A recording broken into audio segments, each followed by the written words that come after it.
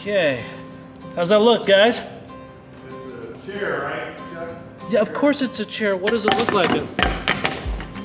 Oh, I can't believe it.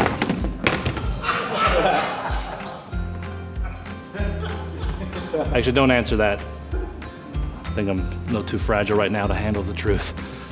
All right, maybe carpentry isn't one of my many talents. All right. But was it one of Jesus' talents?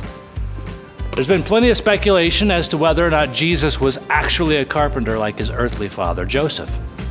Sounds to me like we could spend a couple minutes trying to sort this one out. Might even give me a little bit of time to fix my chair. All right, we are talking about Jesus the carpenter on this episode of Chuck Knows Church.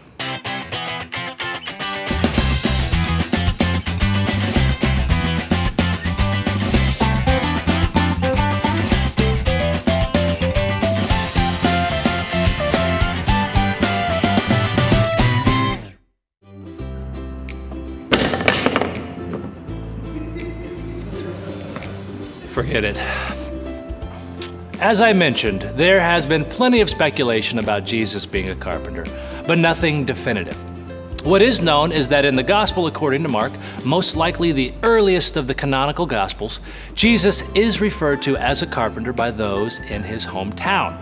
However, the word carpenter in Greek, the language spoken back then, is Teckton. That more likely means construction worker. A Teckton would work with wood or stone or other kinds of building materials. So it kind of leaves it open to interpretation.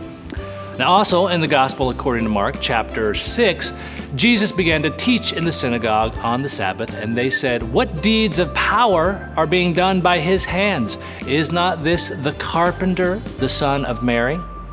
Another compelling piece of information. But the Gospel according to Matthew, probably written a decade after Mark, doesn't even mention Jesus as a carpenter. It only mentions Jesus' earthly father, Joseph, as a carpenter. So now what? Well, some biblical scholars try to explain this difference.